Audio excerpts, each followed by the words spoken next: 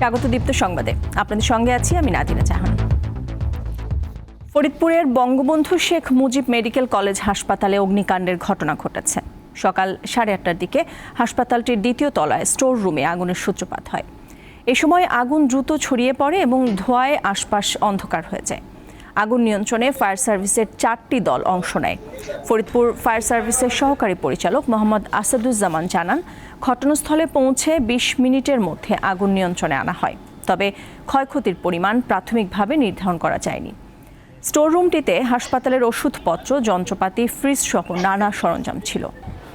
Police তো কিনা mic দিয়ে কইছে তাড়াতাড়ি আপনারা নেমে যান, তাড়াতাড়ি নেমে যান, যে যে আছে সব নেমে যান।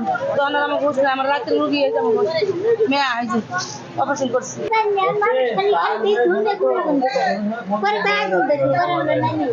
আগুন লাগাইছে আগুন লাগাইছে আরো দু একবার লেগেছে, কিন্তু আসলে সেই জায়গাটা আমাদের জন্য একটু নিরাপদ ছিল এবং সেখানে কোনো মালামালও ছিল না। কিন্তু এবার এটা আসলে আমাদের গুরুত্বপূর্ণ একটা স্টোর, যেটা আমাদের এই 10তলা বিল্ডিং এর পূর্ব পাশে 6তলা বিল্ডিং এর 2 তলায়, আপনারা জানেন।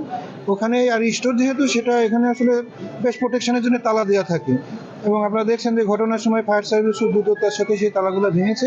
আমরা কাছে আগুনের সংবাদ পাওয়ার সাথে সাথে 2টা ইউনিট সাথে সাথে পাঠিয়ে দিই। পরবর্তীতে আমিও আসি এবং আবার আরেকটা ইউনিট পাঠাই। এখানে স্টোরে আগুন লাগার কথা আমাদের মেসেজে আসে। এটা তো ডিজাইনের ত্রুটি, যেটা তো এখন সংশোধন করা খুব কঠিন। এখন বিকল্প সিঁড়ি যদি করা যায় তাহলে হয়তো এটা কিছু রিলিফ পাওয়া যেতে পারে। আমরা এই বিষয়টি নিয়ে তদন্ত কমিটি সুপারিশ করবে, সুপারিশ অনুযায়ী আমরা স্বাস্থ্য মন্ত্রণালয়কে বলবো এই অনুযায়ী যাতে তারা একটা ব্যবস্থা করে দেয়, যাতে আগুন লাগলে দ্রুত একটা এক্সিট পাওয়া যায়। গাজীপুরের ভোগড়া এলাকায় আগুনে পড়েছে 3টি কলোনির শতাধিক বসতঘর ও দোকান। গাজীপুর ফায়ার সার্ভিসের কর্মকর্তারা জানিয়েছেন, গত রাত 3টার দিকে 999-এ ফোন পেয়ে আগুন নেভানোর কাজে যোগ দেয় ভোগড়া মডার্ন ফায়ার স্টেশনের 3টি এবং কোনাবাড়ি মডার্ন ফায়ার স্টেশনের 2টি ইউনিট। প্রায় 1 ঘন্টার চেষ্টায় ভোর 4টার দিকে আগুন নিয়ন্ত্রণে আসে।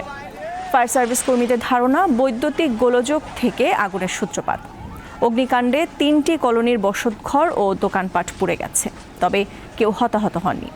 আগুন লাগার কারণ ও ক্ষয়ক্ষতি জানতে তদন্ত করছে ফায়ার সার্ভিস।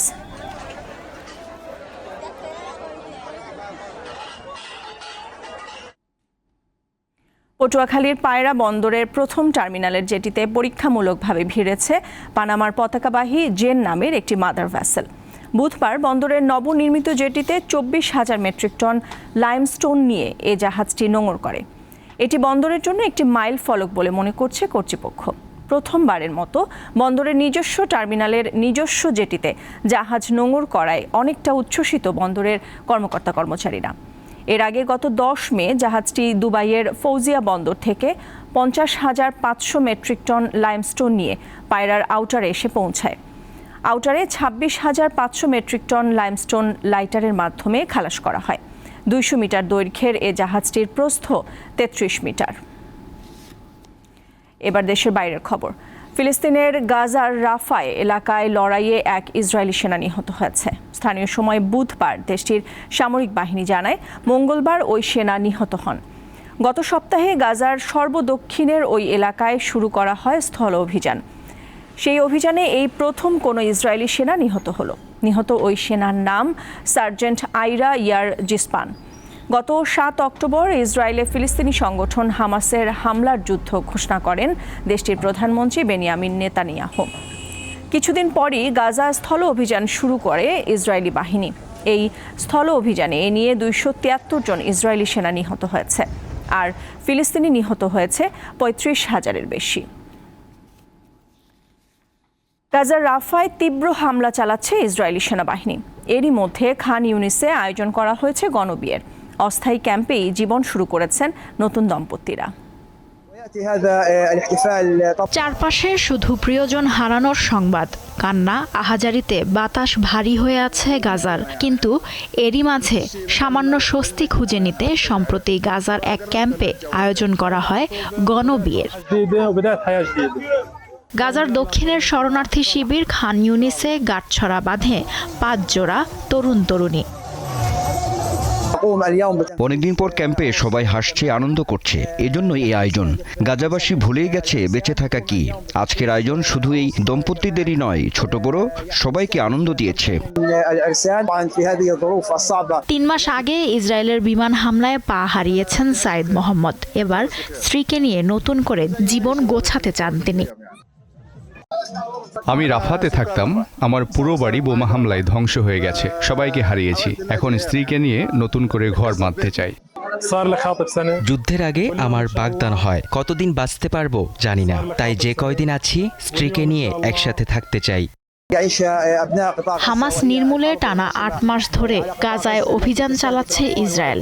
এই অভিযানে প্রাণ হারাচ্ছেন নিরীহ গাজাবাসী। লুৎফা ফৌজিয়া, দীপ্ত, বার্তাকক্ষ।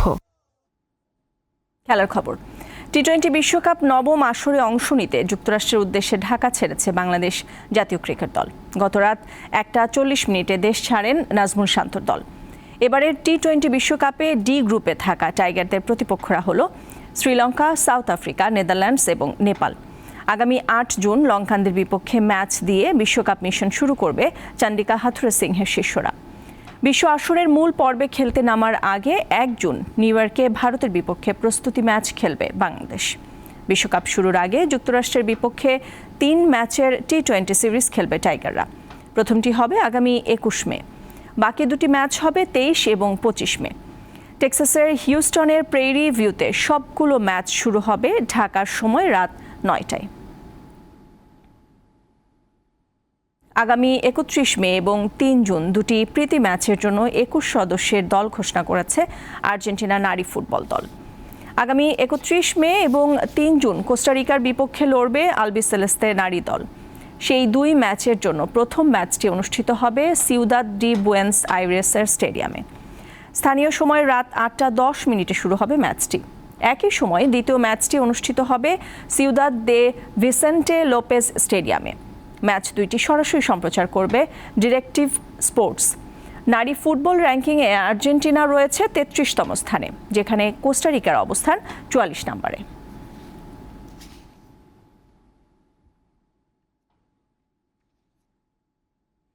ইংলিশ প্রিমিয়ার লিগে ব্রাইটনকে 2-1 গোলে হারিয়েছে চেলসি। প্রিমিয়ার লিগে ব্লুজদের এটা টানা 4র্থ জয়। এর আগে 2022 সালের অক্টোবরে টানা 4 ম্যাচ জিতেছিল তারা। এই জয়ের পরও কনফারেন্স লিগের টিকিট নিশ্চিত হয়নি চেলসির। টটেনহাম পরের ম্যাচে হোঁচট খেলে ভাগ্য খুলতে পারে তাদের। সেক্ষেত্রে নিজেদের পরের ম্যাচে চেলসিকে জিততেই হবে। 7 পয়েন্ট নিয়ে এখন টেবিলের 6 নম্বরে তারা। এদিকে নিউক্যাসলকে 3-2 গোলে হারিয়েছে ম্যানচেস্টার ইউনাইটেড। কবি মাইনো, আমাদ দিয়ালো ও রামসুস হইলুন্দ করেন একটি করে গোল। এ ম্যাচের মাধ্যমে 45 বছরের লিগ ইতিহাসে সর্বোচ্চ 58 গোল হজম করল ইউনাইটেড। এর আগে 1978-79 মৌসুমে 63 গোল খেয়েছিল দলটি। আবারও পয়েন্ট খোয়ালো মেসিবিহীন ইন্টার মায়ামি। অরল্যান্ডো সিটির বিপক্ষে গোল শূন্য ড্র করেছে দলটি। হাঁটুর চোটের কারণে এই ম্যাচে খেলতে পারেননি আর্জেন্টাইন অধিনায়ক লিওনেল মেসি। তবে সুয়ারেজ শুরু থেকেই খেলেছেন। লিগে চলতি মৌসুমে 11টি গোল করেছেন লুইস সুয়ারেজ। তবে এই ম্যাচে সুযোগ কাজে লাগাতে পারেননি তিনি। অরল্যান্ডোর বিপক্ষে জিততে না পারলেও লিগে টানা 8 ম্যাচ অপরাজিত মায়ামি। 14 ম্যাচে 28 পয়েন্ট নিয়ে মেজর লিগ সকারের ইস্টার্ন কনফারেন্সের শীর্ষে আছে দলটি। 2 নম্বরে আছে সিনসিনাটি। 13 ম্যাচে তাদের পয়েন্ট 27।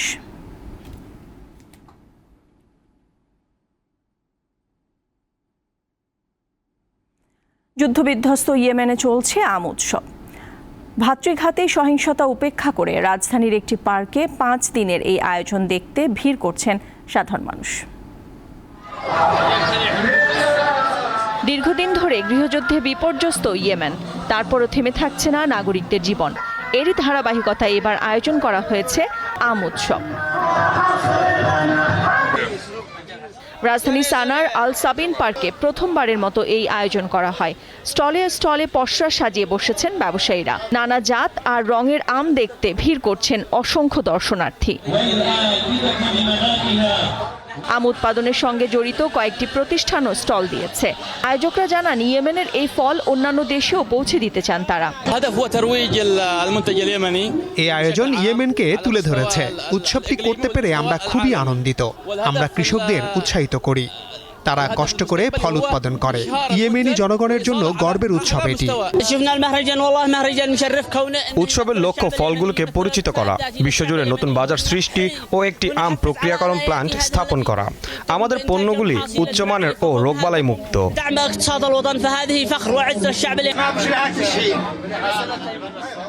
ইয়েমেনে 200 বছরের বেশি সময় ধরে আম হচ্ছে। সেখানে প্রায় 20 লাখ গাছ রয়েছে বলে জানায় general authority for agriculture and rural development. প্রতি বছর উৎপাদন হয় 4 লাখ টনের মতো। নাদিরা জাহান, দীপ্ত বার্তাকক্ষ। এই সাথে শেষ করছি দীপ্ত সংবাদ। আমাদের পরের সংবাদ বিকেল 3টায় দেখার আমন্ত্রণ রইল। এছাড়া আরও তথ্য বিনোদনের খবরাখবর জানতে চোখ রাখুন দীপ্ত ডিজিটাল প্ল্যাটফর্মগুলোতে। সাথে থাকার জন্য ধন্যবাদ সবাইকে।